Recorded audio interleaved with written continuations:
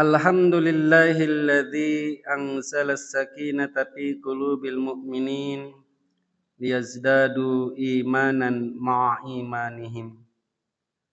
Asyhadu an la ilaha illallah wahdahu la syarikalah wa asyhadu anna Muhammadan abduhu wa rasuluh alladzi man la nabiyya wa la rasula ba'da amma ba'd. Qala Allah ta'ala fil Qur'anil Karim, a'udzu billahi minasy syaithanir rajim. Rijalul la tulhihim tijaratu wala bai'un an dzikrillah wa iqamis salati wa ita'iz zakah yakhafuna yawman tataqallabu fihi al-qulubu wal absar. Hadirin ikhwatu iman rahimakumullah. Pada dasarnya yang namanya dunia dimiliki oleh 4 golongan. 2 golongan dari 4 golongan ditempatkan pada tempat yang paling utama, dan 2 golongan lagi ditempatkan pada tempat yang paling buruk.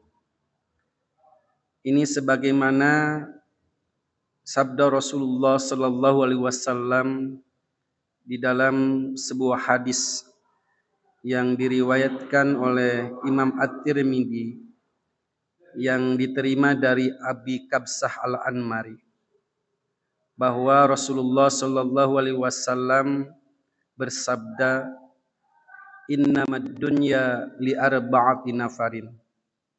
Sesungguhnya dunia dimiliki oleh 4 golongan. 4 golongan. Yang pertama adalah wa 'abdin razaqahullahu malan wa ilman. Seorang hamba yang Allah telah memberikan rizki kepadanya berupa harta dan ilmu. Fahuwa yattaqi fihi rabbah. Kemudian seorang hamba itu dengan rizkinya bertakwa kepada Tuhannya. Wa yasilu fihi rahimah.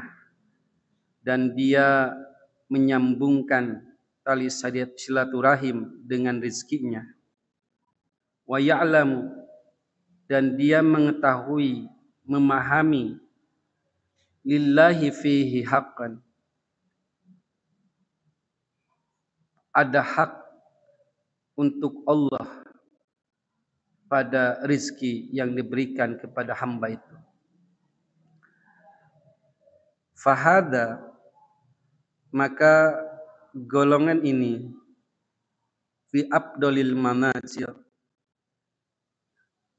termasuk golongan yang memiliki kedudukan atau tempat yang paling utama.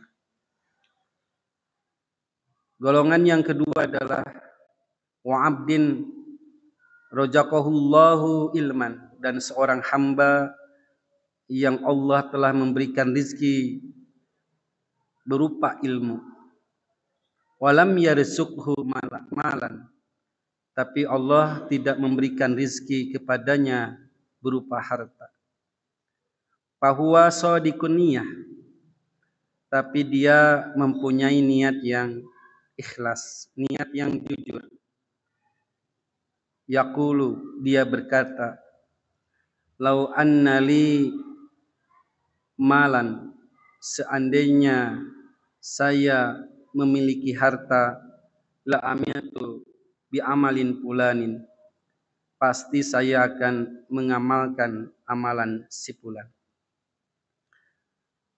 Fahuwa biniyatihi, maka dia dengan niatnya, fa ajruhuma sawaun, maka pahalanya sama. Pahala keduanya sama. Inilah golongan kedua, golongan yang pertama yang ditempatkan pada tempat yang paling utama.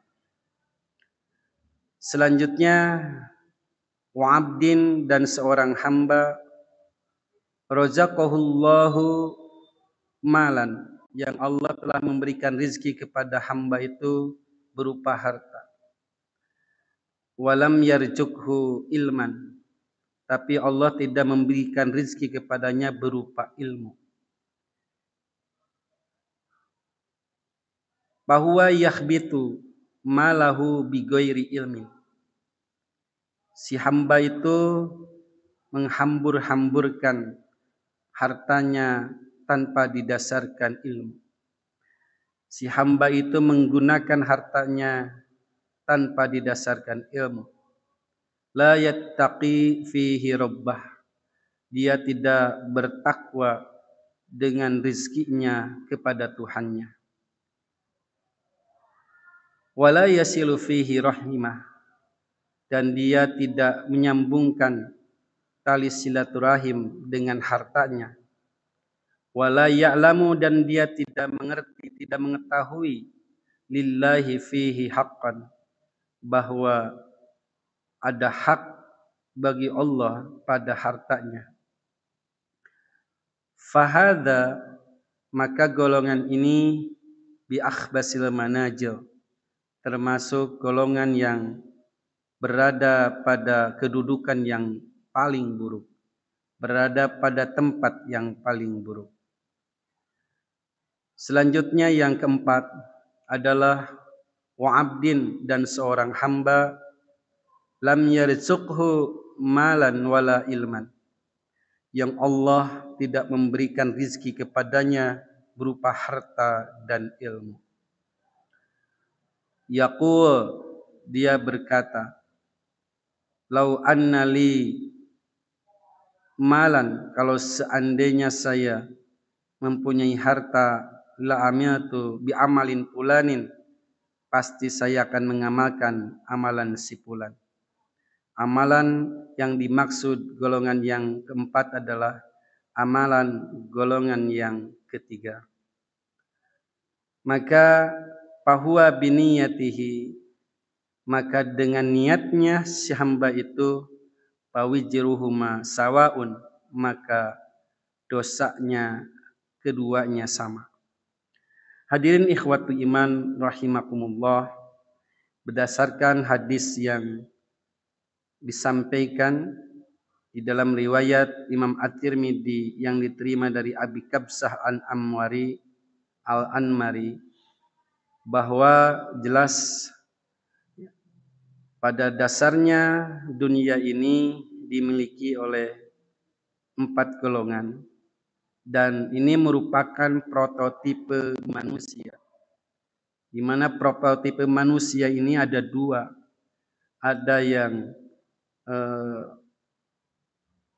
tujuannya untuk akhirat, dan prototipe yang kedua manusia yang tujuannya hanya dunia saja. Tentunya hadis ini harus menjadikan ibrah, pelajaran, hikmah bagi kita dan muhasabah. Kita termasuk golongan yang mana? Apakah kita masuk golongan yang pertama atau kedua, sehingga kita ditempatkan di tempat yang paling utama, atau kita termasuk pada golongan yang ketiga dan keempat, sehingga kita ditempatkan di tempat yang paling buruk. Tentunya kita sebagai seorang muslim yang mempunyai keimanan, harapan kita termasuk pada golongan yang pertama. Minimal kita masuk pada golongan kedua, walaupun kita tidak mempunyai harta yang cukup, tapi kita punya azam yang kuat, kita bisa memaksimalkan harta kita, memaksimalkan kemampuan kita untuk bertakwa kepada Allah Subhanahu wa taala. Fattaqullaha mastata'tum, maka bertakwalah kalian kepada Allah sesuai dengan kemampuan kalian. Jangan sampai ketika kita tidak memiliki rizki yang cukup, lalu kita dijadikan alasan kita untuk tidak bertakwa kepada Allah, tidak maksimal untuk melaksanakan amalan-amalan saleh. Oleh karena itu maka di dalam Al-Quran surat An-Nur surat ke-24 ayat 37 Allah Subhanahu wa taala telah berfirman, Rizalun laki-laki la tulhihim yang tidak melalaikan mereka tijaratun perniagaan wala bai'un dan tidak pula jual beli an dzikrillah dari mengingat Allah wa iqamis shalah dan dari mendirikan salat wa ita'iz zakah dan membayar zakat. Ayat ini memberikan isyarat kepada kita semua bahwa yang namanya perdagangan dan jual beli jangan sampai melalaikan kita untuk zikir kepada Allah. Jangan sampai melalaikan kita untuk menegakkan salat. Jangan sampai melalaikan kita untuk menunaikan zakat.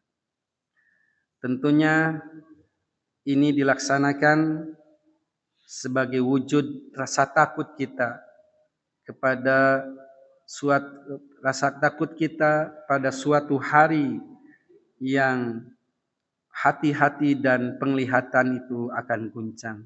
Yakhafuna yauman, mereka takut pada hari tataqallabu yang guncang fihi padanya al-qulubu wal absar, hati-hati dan penglihatan.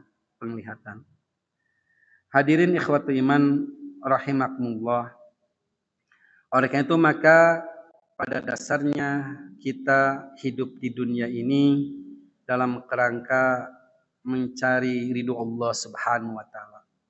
Kita mengorbankan waktu kita mengorbankan tenaga kita mengorbankan harta kita, malah bisa jati nyawa kita itu mengharapkan ridho Allah Subhanahu wa taala. Wa minan nasi, dan di antara manusia may yashri nafsahu, ada yang menjual dirinya, mengorbankan dirinya, mengorbankan waktunya, tenaganya, hartanya, ibtigoa, mengharapkan mardatillah, keriduan Allah. Allahu raufum bil ibad, dan Allah maha penyayang kepada hamba-hambanya. Hadirin ikhwati iman rahimakumullah.